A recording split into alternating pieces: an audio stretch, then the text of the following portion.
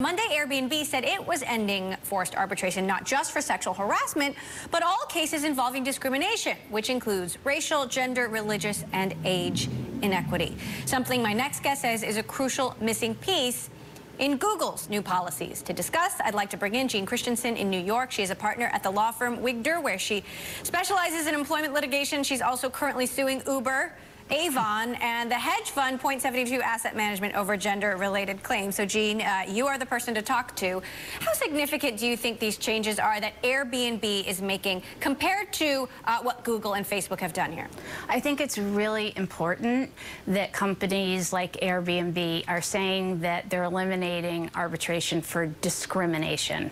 Using that word instead of using the word sexual harassment and sexual assault is really important, because oftentimes, hypothetically, you could have a female employee who happens to be of a minority or dark-skinned, and sexual harassment claims could be tied into racial claims.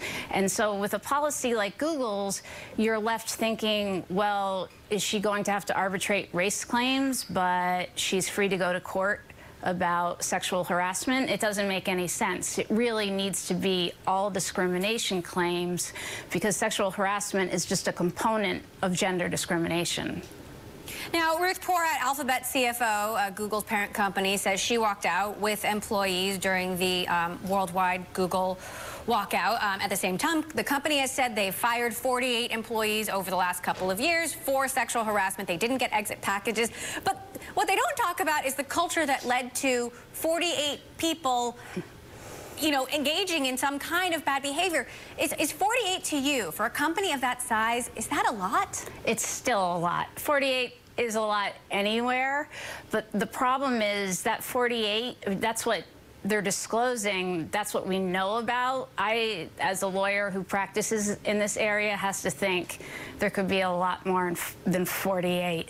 And the culture that allows such conduct to exist in 48 cases, it's hard to say that that can't be happening company-wide. So it's a lot, but that's why arbitration is such a problem, because there's no transparency, and companies can hide if it's 4 employees, if it's 40, if it's 400, and that's what has to change.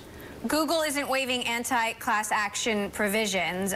So my question is, how much do you think these changes, ending forced arbitration for sexual harassment cases solely, how much do you think that will actually change the company, change the culture? I mean, will it really prevent more of these things from happening, or do other things have to happen as well? I think it's a start. It's certainly not the cure and the ultimate fix, but it is a start, because you need to empower female employees with the knowledge that if they do speak out, that they're going to be taken seriously, that they're going to be listened to, and that their claims are going to be investigated. And the best way to do that is to be transparent. And so by not keeping them in arbitration, you're giving women the ability to speak out and know that they will be heard.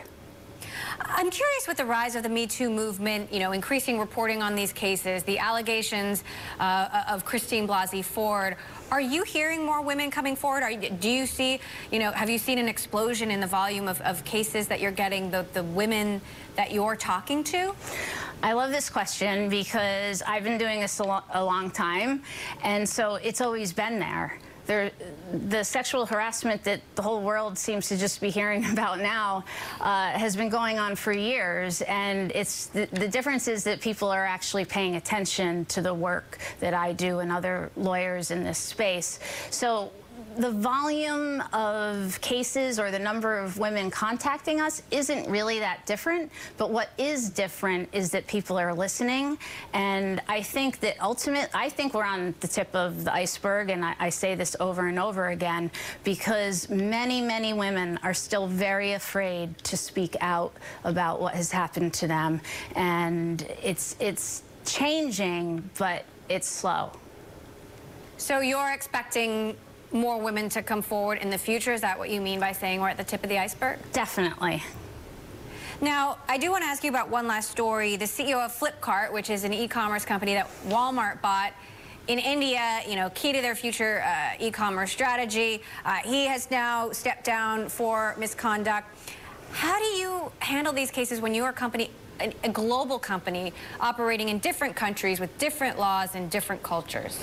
Well, at the end of the day, if you're a company that is transacting business in the United States and you're going to be held accountable to what people think here is the correct standard, and I don't think people are willing to say, oh, I'm going to give so-and-so a pass just because they're operating in a different country or a different culture. Here in Manhattan, we have people from countries all over the world, cultures all over the world, and we're still able to have one set of New York City anti-discrimination laws, and I think that's what has to apply. All right. Jeanne Christensen, partner at Wigdor LLP, thank you so much.